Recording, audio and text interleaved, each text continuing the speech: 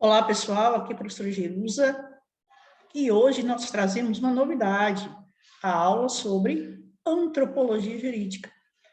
Nós vamos trazer uma abordagem geral sobre a disciplina, e pontuar, trazer alguns elementos bem interessantes relacionados às teorias, as teorias antropológicas relacionadas dentro desse contexto com a antropologia jurídica. Então, o que a gente tem que pensar? Basicamente, o que vocês precisam começar a refletir. A disciplina Antropologia Jurídica, ela é uma disciplina de caráter propedêutico, ela está ali no início do curso de Direito, e ela vai ajudar a compreensão da relação que o homem estabelece na sociedade de um modo geral. Então, o objetivo, o objeto de estudo da antropologia é o homem. Então, dentro desse contexto, é necessário que a gente entenda que a antropologia, ela é o estudo do homem. Isso mesmo, a antropologia é o estudo do homem e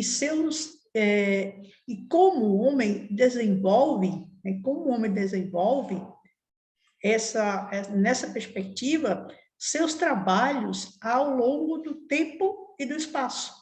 Então, a antropologia é a mais humana, podemos aferir com relação a isso, que a antropologia é a mais humana das ciências e a mais científica das humanidades. Exatamente isso. A antropologia é a mais humana das ciências e a mais científica das humanidades.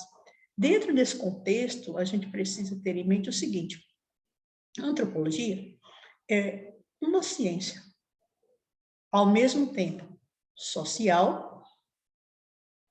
e natural. Devido ao enorme alcance de sua função, o estudo do homem é quase um campo sem fronteiras e um mar de conhecimentos. Ou seja, um enorme campo, um campo vasto, e propício à pesquisa, às discussões, às reflexões, principalmente nesse pleno século XXI, ele se torna tão vivo e tão necessário. A antropologia jurídica, ela pode ser entendida de duas maneiras. Eu vou falar aqui para vocês de duas maneiras a antropologia jurídica pode ser entendida. Primeiro, trata-se de um ramo da antropologia que aborda um campo ou uma esfera social de algum modo distinto dos outros campos das esferas sociais. Então, trata-se de um campo da antropologia e aborda um campo ou uma esfera social de algum modo distinto dos outros campos das esferas sociais. Então, é necessário ver que a antropologia era um campo autônomo de pesquisa dentro da sociedade. Uma outra possibilidade de ser entendida a antropologia é porque ela se refere a uma perspectiva específica. E qual perspectiva específica é essa? É uma perspectiva específica elaborada para a captação da realidade social. Ou seja, dando conta da vida e das características de uma determinada sociedade. Então, em resumo, em que pese os dois momentos, as duas formas, as duas maneiras de se tratar, de se discutir a questão antropológica, independente do caminho ou outro a ser tomado, sociedade e homem estão ali presentes. Esse é o fundamental desse processo de abordagem, de reflexão, quando o tema é relacionado ao homem na sociedade. Então, a antropologia jurídica, ela trazendo mais alguns outros elementos para a gente entender essa disciplina, esse recorte metodológico, ainda lá em meados do século XIX, quando a antropologia se consolidou enquanto campo profissional em uma disciplina acadêmica, isso já no século XIX, meados do século XIX, já haviam registros de investigações antropológicas sobre o direito, muito antes, mesmo antes daquele momento lá no século XIX. Então, até mesmo porque muitos dos primeiros antropólogos e pensadores sociais há mais de 800 anos, chamados oitocentistas, eram juristas de formação, ou seja, como o caso do britânico Harry Mine e o norte-americano Morgan, né? Karl Marx, Emile Durkheim e Max Weber. Então, eram pessoas, pensadores, que já tratavam de há muito e muito tempo, são chamados oitocentistas, porque elas já, mesmo antes, né, da abordagem mais acurada da disciplina, né, enquanto campo de estudo profissional, inclusive, esses homens já traziam essas reflexões. Então, a forte influência da chamada Escola Histórica do Direito, por exemplo, e a expansão colonial que impingiam uma tendência, na verdade, impingiam uma tendência comparativa das instituições jurídicas de outras épocas, né, era algo que era abordado muito naquela época. Então, a cultura, as questões jurídicas dos povos ao longo do tempo, né, era necessário fazer essa reflexão. Então, seriam esses fatores que possibilitam o encontro, né, na verdade, das disciplinas propedêuticas. Por exemplo, a sociologia com a antropologia e por aí vai ocorrendo. Então, a antropologia jurídica, ela vem desde meados do século XIX com essa abordagem. No entanto, muito antes dela, já haviam pessoas que vinham trabalhando esses contextos aqui referenciados. Então, de certa maneira, existe uma pergunta fundante, né, do pensamento antropológico. E essa pergunta fundante foi feita por Marco Polo. Isso mesmo, por Marco Polo.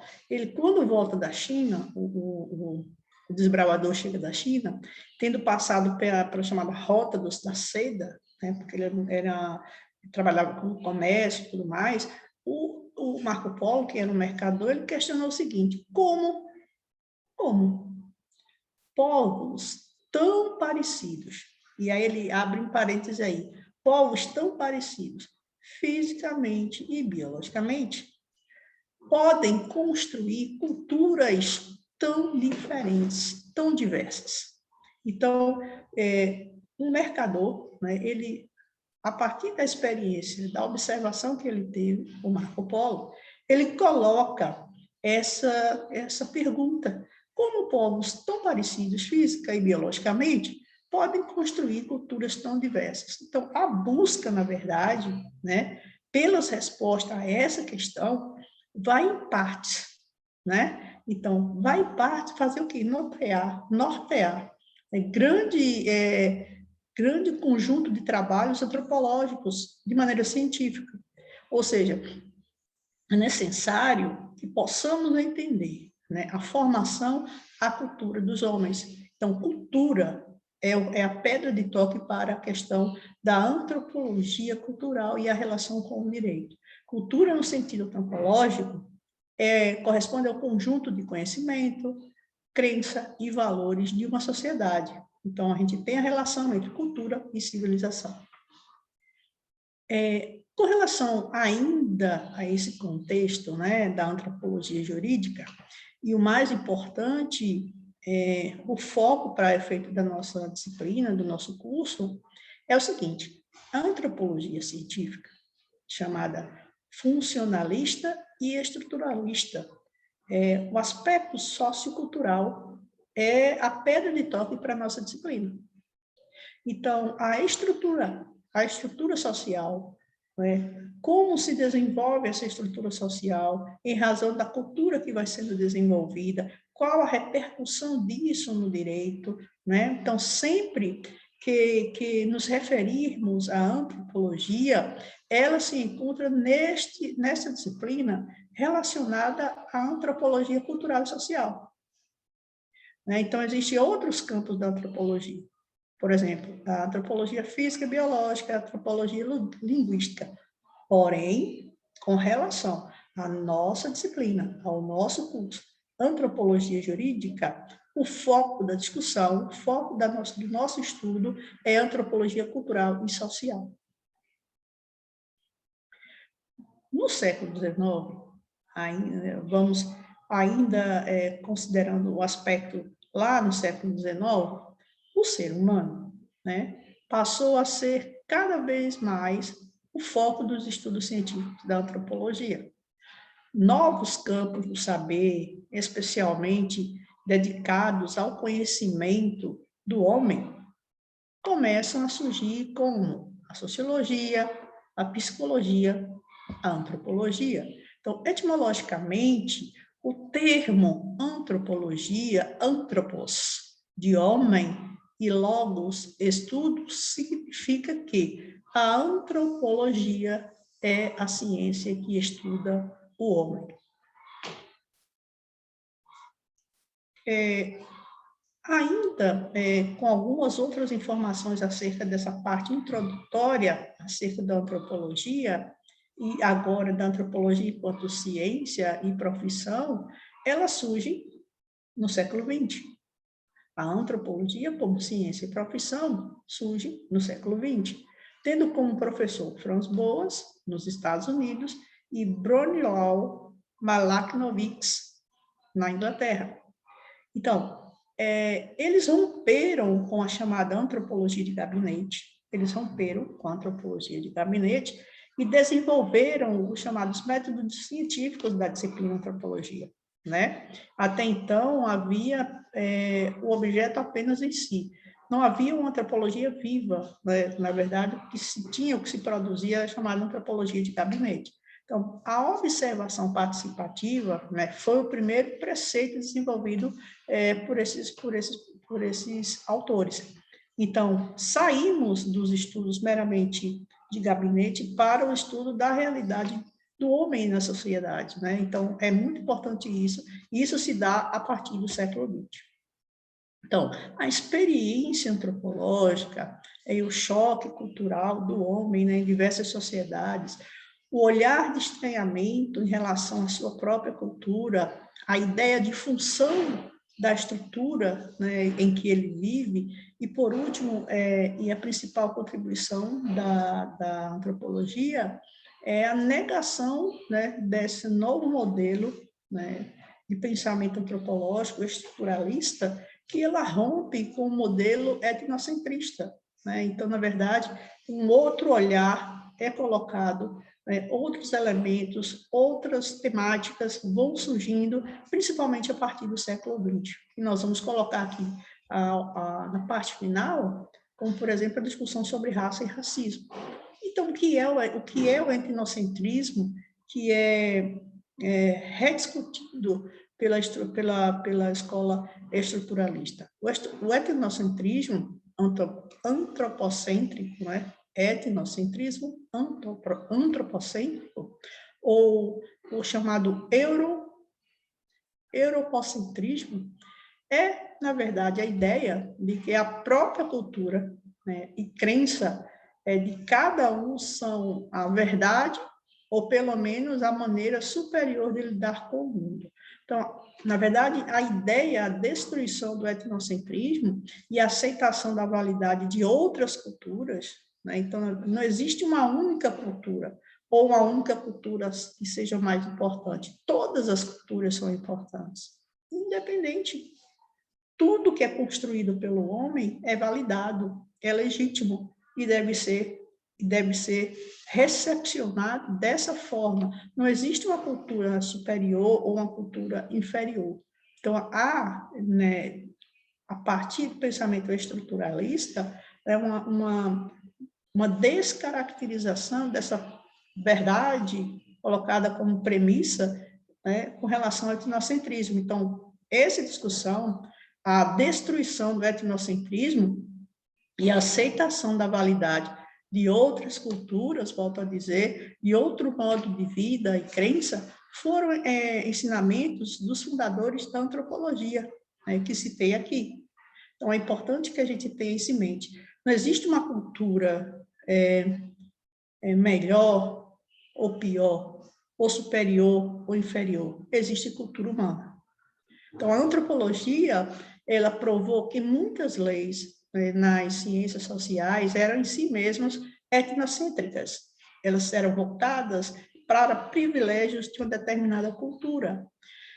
Então, a antropologia provou que isso existia, né? Que existiam leis etnocêntricas, na verdade. Então, e acabou eliminando, e tudo isso, essa mudança de paradigma, visa eliminar vários preconceitos inerentes à chamada visão europeia do mundo. Então, como as teorias racialistas e o atraso do hemisfério sul. Então, talvez tenha sido a maior contribuição da antropologia às ciências sociais, a desconstrução do modelo etnocêntrico, né, de mundo, que privilegiava uma cultura em detrimento de outras. Os estudos de Vilas Boas, no Alasca, e de Malagnovics, em Trobriand, teve como foco, enfim, estudar os povos com estruturas políticas relativamente simples e independente, tanto quanto possível, das chamadas forças econômicas e políticas dos impérios modernos. O foco da discussão, da análise desses pensadores, desses teóricos. Então, houve, na verdade, como se desenvolveu essa disciplina no campo tão amplo e tão vasto, né? A antropologia ela tem um objeto de campo de pesquisa muito amplo. Então, diante da especialização crescente do conhecimento da época moderna. Então, foi justamente pelo fato da antropologia começar como um estudo de povos sem tradição escrita. Então, o primeiro momento de estudos da antropologia se dão com as sociedades simples ou sociedades ágrafas, que não desenvolviam, né, a escrita. Nós já, inclusive, falamos isso em nossas aulas, em sala, né? Então, o estudo dos povos sem uma tradição escrita, este fato, né, obriga, então, a antropologia a tentar entender a língua, a economia, a religião, a mitologia e as leis de um povo como parte de um todo, e não como um fragmento, ou seja, o conceito do homem pelo todo, não o homem pela parte. Observar o homem em todo um contexto e toda a produção cultural por ele produzida, independentemente dele ter uma linguagem formal. Dentro desse processo, chega uma pergunta bastante simples, mas necessária. O que é antropologia? Então, antropologia, para efeito do nosso estudo, para que a gente entenda a dimensão e a importância dessa disciplina, é como eu disse, a antropologia é uma disciplina que investiga as origens, o desenvolvimento e as semelhanças das sociedades humanas, assim como as diferenças entre elas. A palavra antropologia, que significa homem ou humano, e logos, que significa pensamento ou razão humana. Então, a antropologia, ela se divide em grandes áreas de estudo, né? Com objetivos definidos e interesses teóricos próprios. Para tanto a antropologia física, biológica, como dissemos aqui, e também a antropologia cultural, que é o foco da nossa disciplina. Ainda persiste na antropologia, né, a chamada tradição de pesquisa em sociedade simples, né? Porém, com a crença de que estudando tais sociedades poderão ter uma melhor compreensão das sociedades mais complexas. Então, inicialmente, volto a dizer, a antropologia se pautava com os estudos das sociedades simples, né? E, alargando todo esse contexto, passa, né, a estudar as sociedades mais complexas. Também estuda-se dentro da sociedade industrial a formação das identidades societas, grupais e de tribos, ou seja, a antropologia tenta compreender as diferentes formas de vida na sociedade como um todo, o homem e suas diversas dimensões na sociedade. Então, dificuldades, né? Quais seriam, então, as dificuldades ou dificuldade apresentada nesse campo de estudo? A primeira, né, dentre tantas, se manifesta ao nível das palavras. Como realmente devemos compreender a antropologia? Primeiro, a etnologia. Etnologia ou antropologia? Etnografia, coleta direta de dados. Etiologia é análise de materiais colhidos, fazer aparecer a lógica específica da sociedade que se estuda. E antropologia seria, então, construir modelos que permitam comparar a sociedade em si. Né? Por isso, volta a pergunta do Marco Polo. Por que sociedades, né, grupos sociais fisicamente parecidos, biologicamente parecidos, né, mas, no entanto, a depender da particularidade onde eles se localizam, as descendências, as referências históricas, enfim, eles conseguem, mesmo tendo características parecidas, serem povos tão distintos, né? Construírem culturas tão distintas. Então, a segunda dificuldade, então, a primeira dificuldade é a questão do entendimento etimológico da palavra, antropologia. A segunda dificuldade estaria no seguinte: o homem estaria no fato do homem, em condições de estudo cientificamente, estudar outro homem. Então, outra questão é que se faz: o homem pode estudar o próprio homem, isto é, o homem pode ter como objeto de estudo a si mesmo. Então, essa é uma segunda dificuldade. Então, um objeto que é da mesma natureza, o objeto é, ao mesmo tempo, natureza e objeto de estudo. Aqui nós estaríamos diante da chamada neutralidade e objetividade do estudo antropológico. Então, a terceira dificuldade relacionada aos estudos antropológicos vem da relação ambígua entre antropologia e história, né?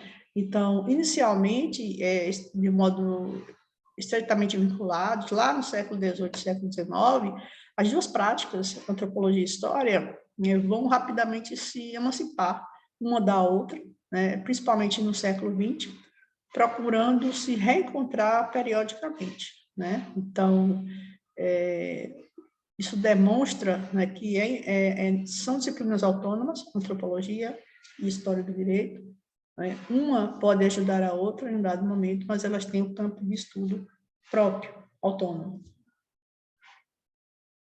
Uma outra dificuldade do estudo antropológico é a oscilação entre pesquisa e antropologia aplicada. Durkheim, né, ele considerava que a sociologia não valeria sequer uma hora de dedicação se ela não pudesse ser útil. E muitos antropólogos compartilharam a sua opinião.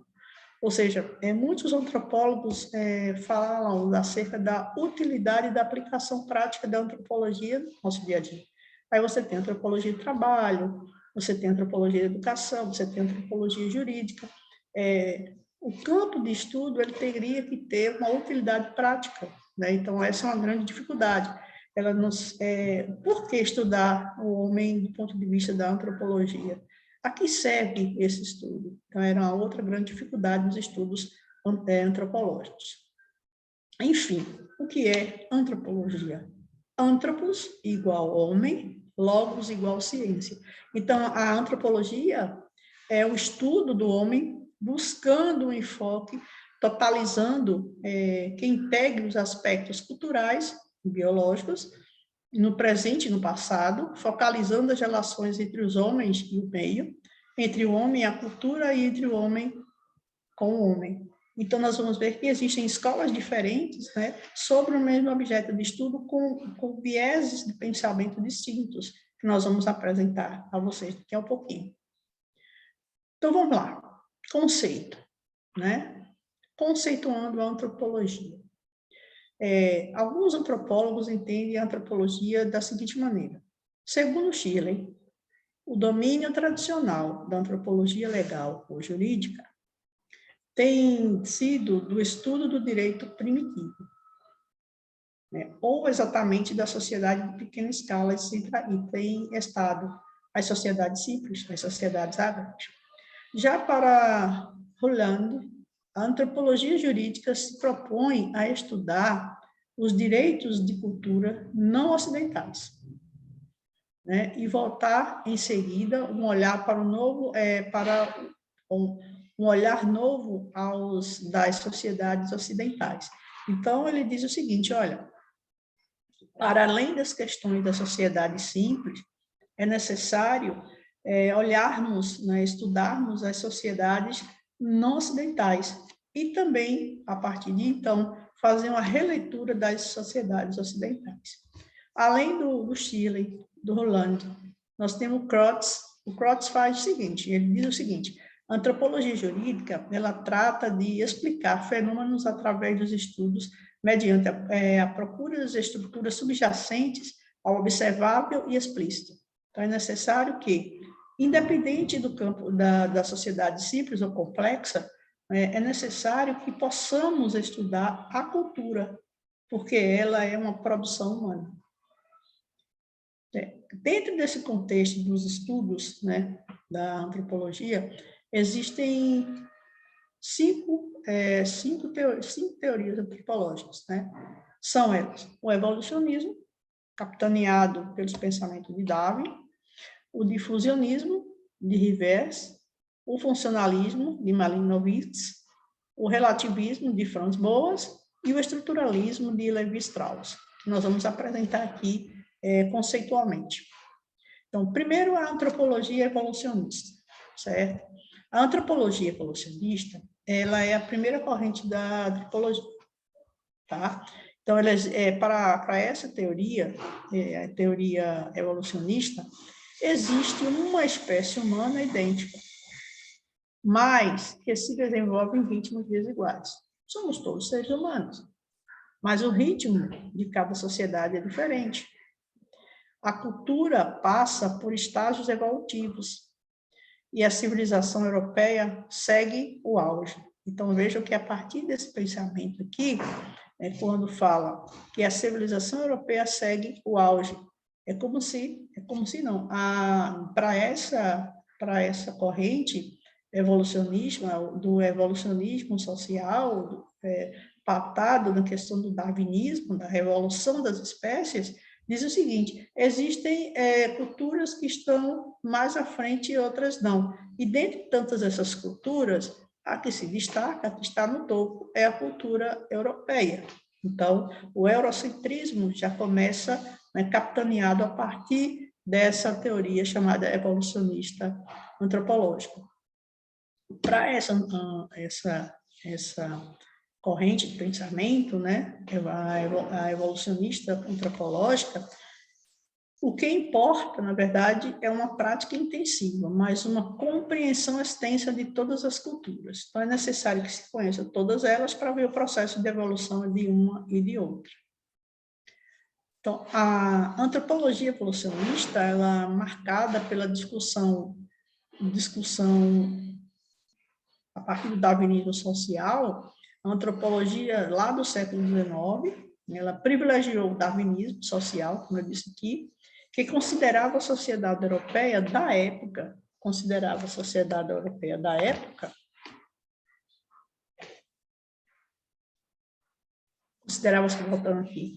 a sociedade europeia da época como o apogeu, o ápice, né, de todo o processo evolucionário, cultural do homem, né, em que as sociedades chamadas de aborígenes, as sociedades aborígenes, eram todas como exemplares de primitivismo, né?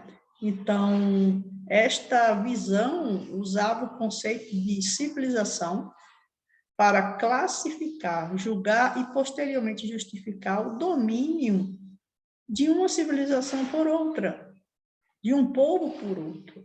Esta maneira de ver o mundo, a partir do conceito civilizacional de superioridade das civilizações, ignorando as diferenças em relação aos povos tidos como inferiores para o modelo eurocêntrico de mundo, o conceito europeu do homem, que se atribuiu ao valor de civilizado, fazendo crer que os outros povos não civilizados, como os povos das ilhas da Oceania, por exemplo, estavam situados fora da história e da cultura.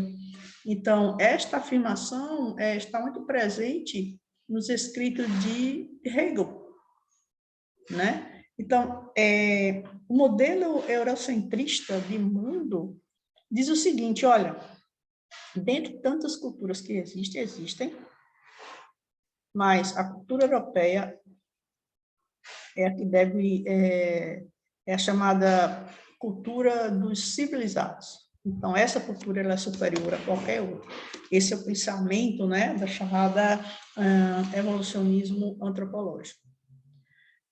No século XIX, o privilegiar o darwinismo social, dizendo acerca do conceito de civilização, classificar, julgar, justificar o domínio, inclusive, de um povo pelo outro, essa teoria preocupava-se com as formas mais simples de organização social e teria evoluído na relação das ciências e tecnologias como resultado da relação do homem, o resultado da relação entre homem, mundo e sociedade. Então, para essa teoria, o modelo era o da sociedade europeia daquela época.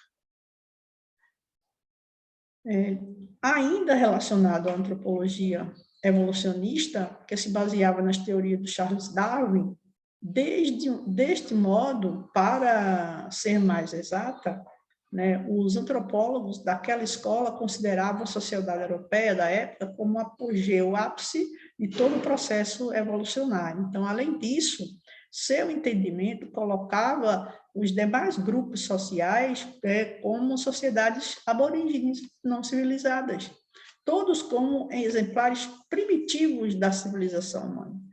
Então, eles poderiam ser subjugados, escravizados. Então, esse é um modelo, e é um modelo que se vende até hoje, né, da subjugação. Precisamos, mesmo em tempos, estamos em pleno século XXI, e existe esse pensamento, ou a tentativa de resgate desse pensamento. Então, a cultura evolucionista, né, na verdade, gera muita desigualdade, pautado de que existe a possibilidade, né, em função de um povo tido como civilizado, em razão de povos tidos como não civilizados ou aborígenes, um povo que é superior, nesse modelo eurocêntrico de pensamento, tem a aptidão e a legitimidade para superar, subjugar outros povos. Exemplo, no Brasil, quando os portugueses chegam no Brasil, né, a primeira tratativa, ou tentativa, na verdade, tratativa não, tentativa, foi de subjugação do índio. E a tentativa de subjugação do índio passa pelo quê? O afrontamento à identidade cultural. Quando os jesuítas chegam no Brasil, eles têm como uma de suas tarefas, né, aculturar o indígena. E aculturar o indígena significa fazer com que ele negue a sua própria identidade cultural, a sua religião, as suas crenças, os seus costumes, as suas tradições. Para quê? Para servir a Portugal. Então, com isso, né, o povo indígena do país pagou um alto preço, né, um alto preço por essa liberdade. Mas mantiveram-se firmes, né, na sua grandiosidade cultural. Além da questão da subjugação da história do nosso país, com relação aos índios, nós temos uma outra questão de extrema relevância, que é com relação aos povos africanos. A diáspora africana traziam-se as pessoas do continente africano forçadamente.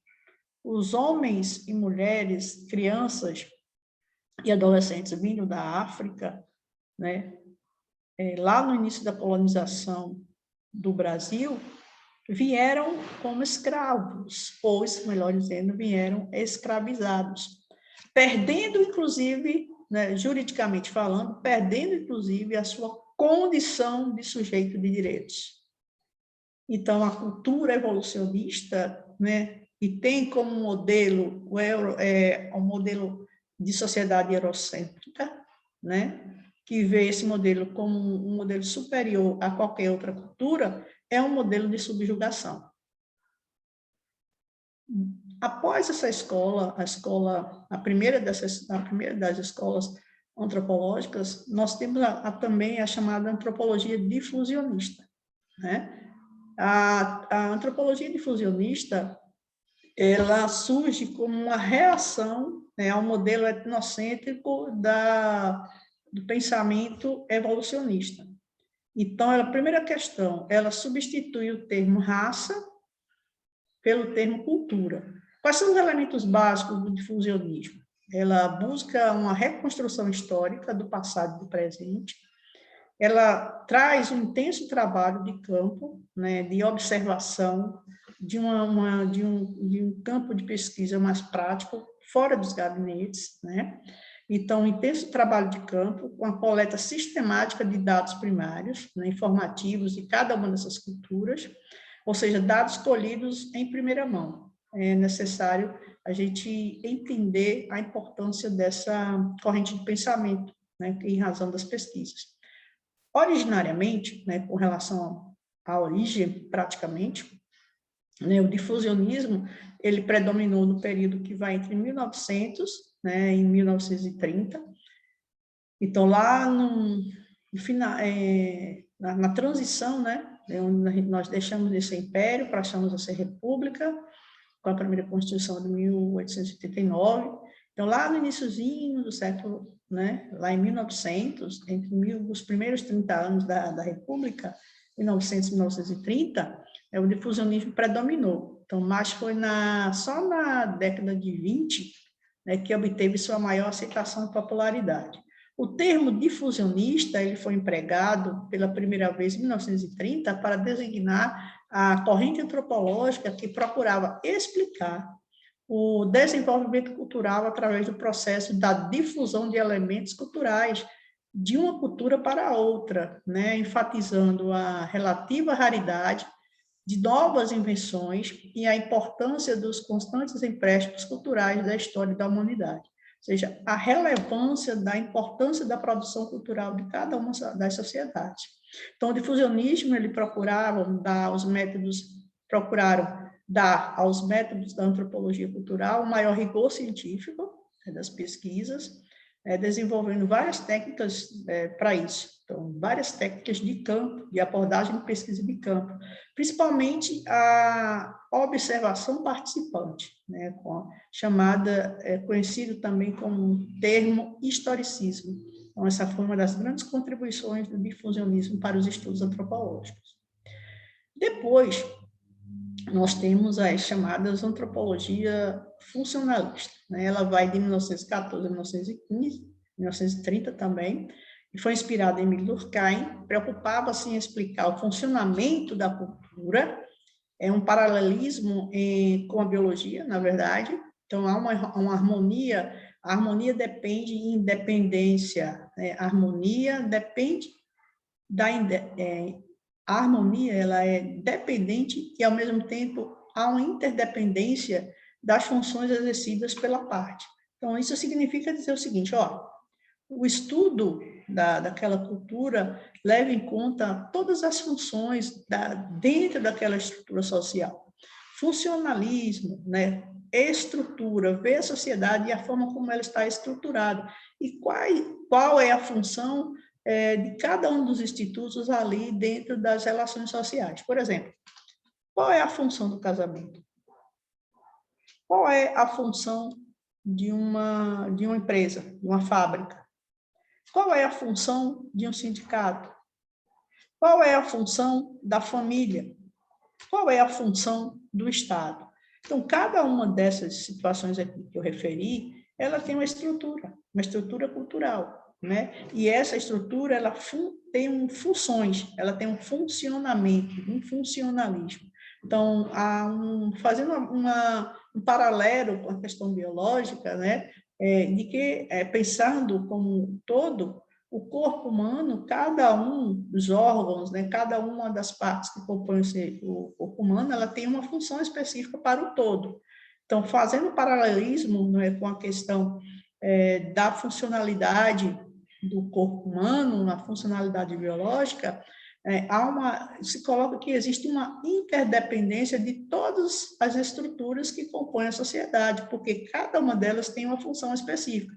E a somatória dessas funções vão estabelecer um resultado que são os aspectos culturais daquela determinada sociedade. E a última das escolas, né, correntes de pensamento que capitaniam, a antropologia, é a chamada antropologia estrutural.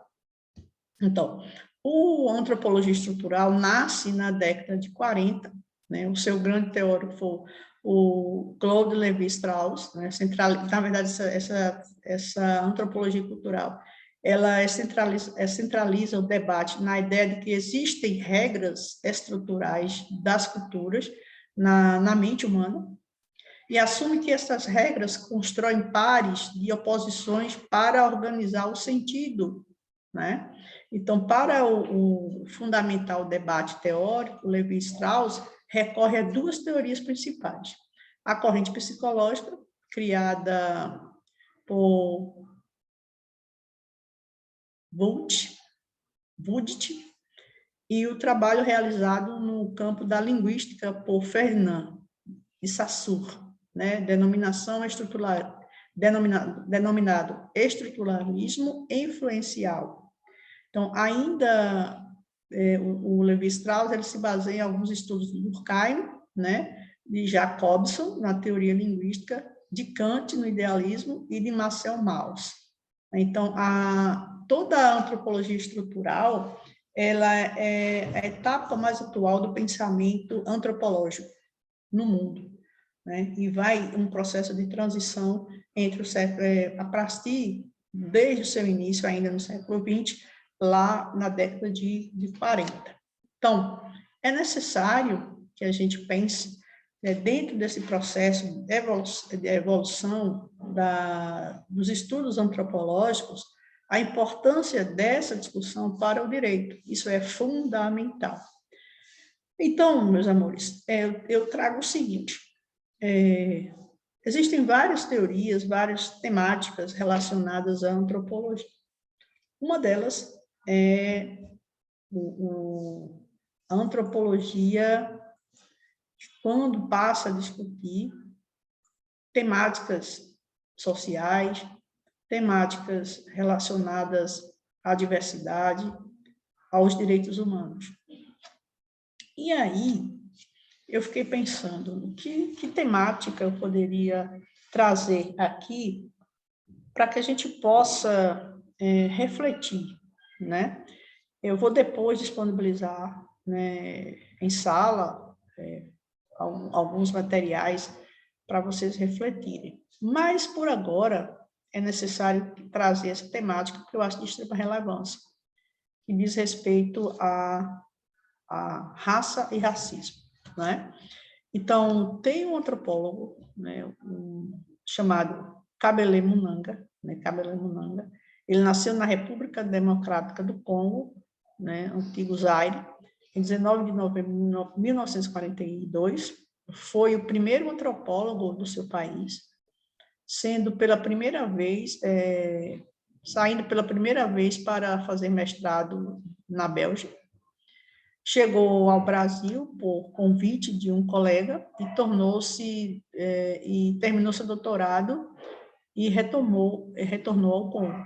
O professor Kabele Munanga, ele fez relevantes estudos, né, sobre o negro brasileiro, e ele estuda as teorias, mas também os grupos sociais, né? E o conjunto de sua obra sempre trouxe a perspectiva das políticas afirmativas. O professor Kabele Munanga tem um trabalho importante sobre raça, racismo e etnia. Aí eu trouxe uma fala, né, do professor que diz o seguinte: Kabele Munanga, em primeiro lugar, a existência do chamado escravo não é razão para aceitar a escravidão. Em qualquer circunstância, a escravidão é uma instituição desumanizante e deve ser condenada. Portanto, o próprio conceito está errado. O correto é escravizado, não escravo. Não há uma categoria de escravo natural. Ninguém é naturalmente escravo. Portanto, né, porém, este conceito já está enraizado na literatura. Então, finalizo aqui, né, e aí fica a reflexão desse tema, entre tantos de tão relevante importância na antropologia, e para a antropologia jurídica, se nós partirmos de uma premissa, racismo é crime, né? Cabelemunanga, o racismo é um crime perfeito no Brasil, porque quem o comete acha que a culpa está na própria vítima. Repetindo, o racismo é um crime perfeito no Brasil. Quem o comete acha que a culpa está na própria vítima. Além do mais, destrói a consciência dos cidadãos. Destrói a consciência dos cidadãos brasileiros sobre a questão racial. Nesse sentido, é um crime perfeito. Cabelemunanga. Então, aqui fica o meu convite à reflexão sobre a questão de raça e racismo no Brasil.